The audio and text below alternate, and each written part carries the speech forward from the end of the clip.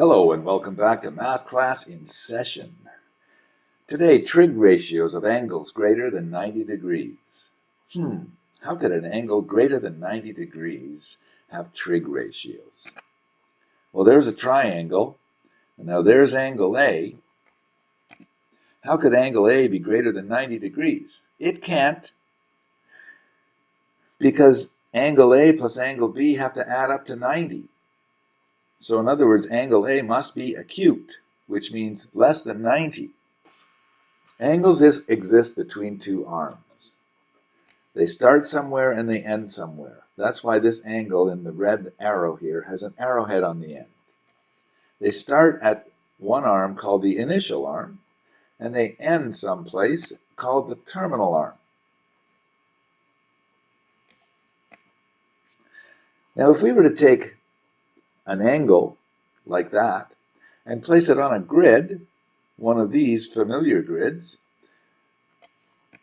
and if we made the x-axis the initial arm, and if we made the terminal arm radiate from the origin, we would call that standard position. So an angle in standard position is just a regular angle, initial arm and terminal arm, with a directional arrow such that the vertex of the angle is at the origin, and the x-axis is the initial arm, and the terminal arm can be, well, wherever it has to end up to accommodate the size of the angle theta. That's a Greek letter, theta, theta, often used to denote an angle. The initial arm is the positive x-axis, the terminal arm radiates from the origin, and we call that position standard position for an angle.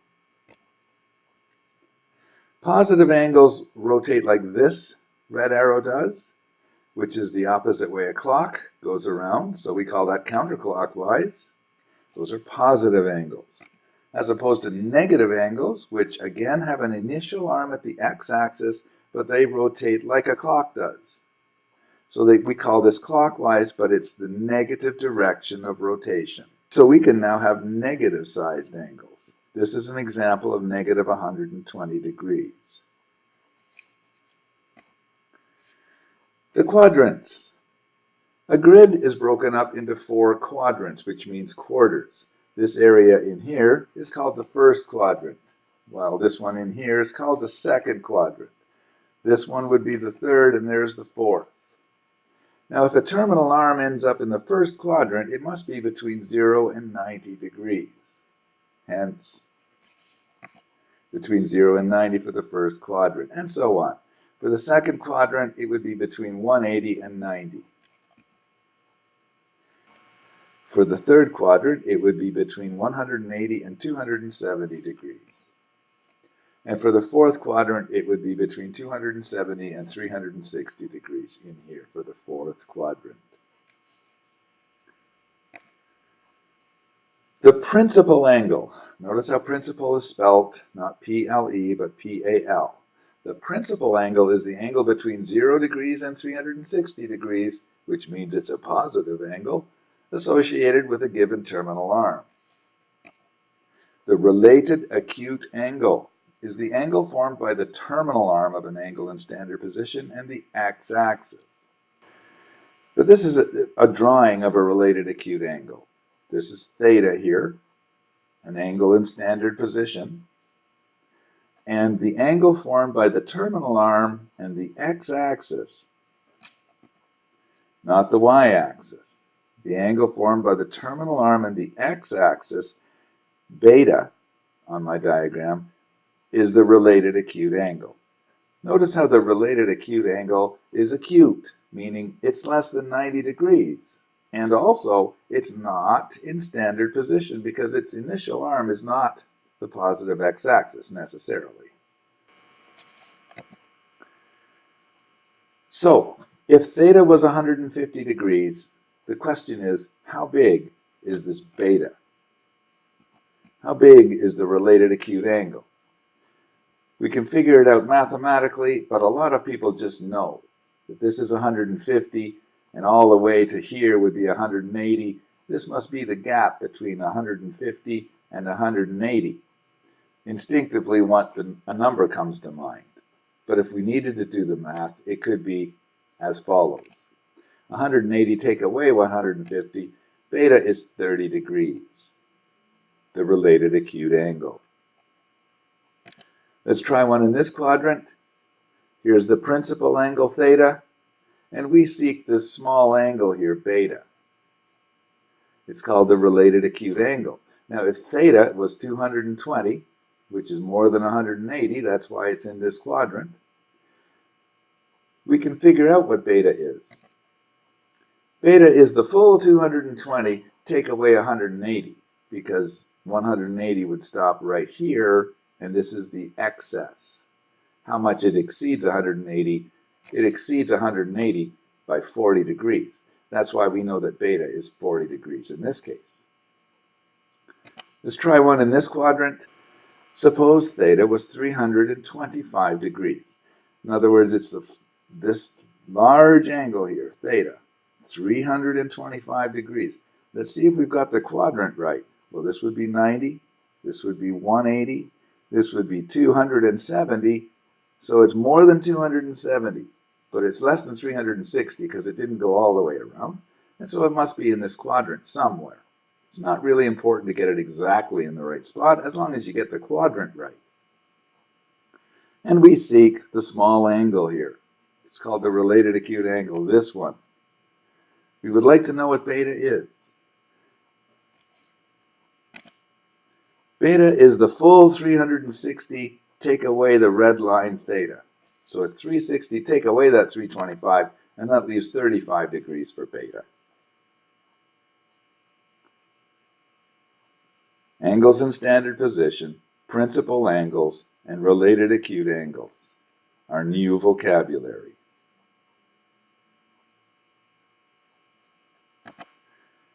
Example, sketch an angle of 225 degrees. Okay, 225 degrees will be in the third quadrant. Let's count. 90, 180, 270 would take me all the way to here, the negative y-axis, but that's 270, so it falls short of that. It must be in here somewhere. And that is a sketch of 225 degrees. We need a little curly thing, and we need to label it 225 degrees. Next, find the related acute angle. The related acute angle is this guy. How big? Well, it's the amount that 225 degrees exceeds 180, because 180 would take me just to the negative x-axis here. How much does it exceed that? We can work this out by going 225 subtract 180, and this gives us 45 degrees. Now, carrying this information forward, let's answer the final question. State the trig ratios of 225 degrees. Well, we know the related acute angle is 45. We know the large angle is 225. So let's carry this forward and take a look at it. We know this is 225. We know the small angle is 45. This is how you state the trig ratios for 225. Once you know what the related acute angle is, pick a point along this terminal arm. Any point will do, and draw a line to the x-axis, not to the y, to the x-axis. And then form a triangle like that. And now we have to put sides on the triangle. You see, because it's 45 degrees, we know what those sides are. It's 1, 1, root 2, because it's a right angle triangle. So it will be 1, 1, root 2. Notice, please, this is the negative x direction, so this will be a negative 1. This is the negative y direction, so that will be a negative 1. And now we're ready to state the trig ratios of 225 degrees, because we go to this triangle, to the origin, that's our argument, and we go opposite over hypotenuse for sine. Cosine 225, adjacent over hypotenuse. And tangent 225 is opposite over adjacent. Now this is a negative over a negative, which turned out to be positive 1. Moral of the story. To state the trig ratios of 225 degrees, form a related triangle in the appropriate quadrant with the appropriate negative signs on the sides, and state the trig ratios from that triangle. Let's do it again. The point P lies on the terminal arm of an angle in standard position. Sketch the angle. Well, we'll have to make a grid. We'll have to find the point -5, -4. There it is. And now we have to put that on the terminal arm. There's the terminal arm. And now we have to sketch the angle. Well, we'll need the initial arm, and the angle goes around from the initial to the terminal arm. That's the sketch of the angle right there. B, determine the value of the related acute angle. To do this, we form the triangle, the related triangle, which is always done the same way. Draw a line from the terminal arm to the x-axis. Form a triangle. Put sides on that triangle. Now we know that this is -5 because this is the x-coordinate, and we know this is -4 because that's the y-coordinate. So we can put those sides on, and we can seek this related acute angle, beta. Tangent of beta will be opposite over adjacent. We have our mind at the origin, that's the argument. Opposite over adjacent, that's tangent beta. Notice the absence of the negative signs, because the negative signs don't apply to a triangle with beta because beta is not in standard position. Turn that into a decimal, inverse tangent, we have beta 39 degrees. So beta is 39. To get theta, to determine the principal angle theta, we have to be conscious of the fact that beta here is 39 degrees, and so theta must be 180 and then another 39 degrees.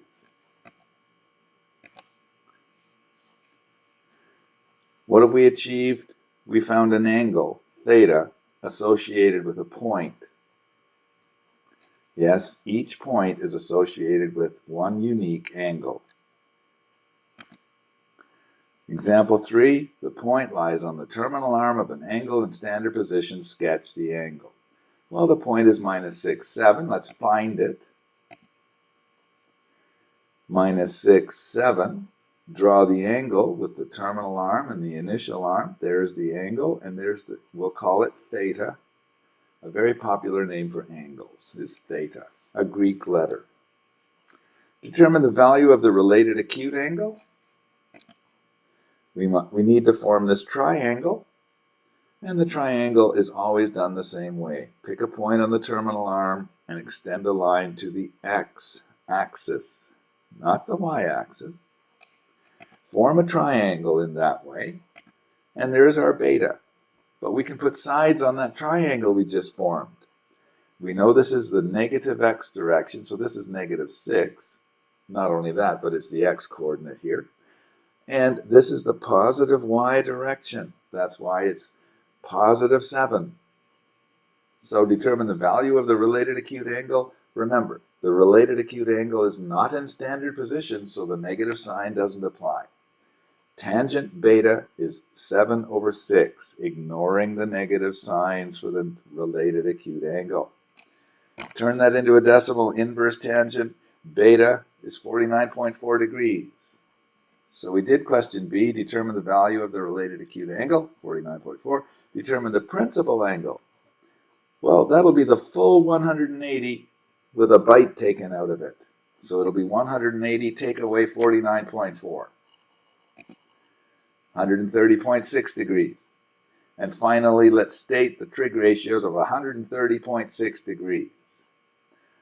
Well, to do this, to state the trig ratios, we'll go to the related triangle here with our argument at the origin, and we'll have to say opposite over hypotenuse. But I don't know what the hypotenuse is. One thing for sure, the hypotenuse is always positive. So this hypotenuse will be the square root of 7 squared plus negative 6 squared. So it's the square root of 49 plus 36. So that's root 85. Now we can state the trig ratios of 130.6 degrees exactly using SOHCAHTOA.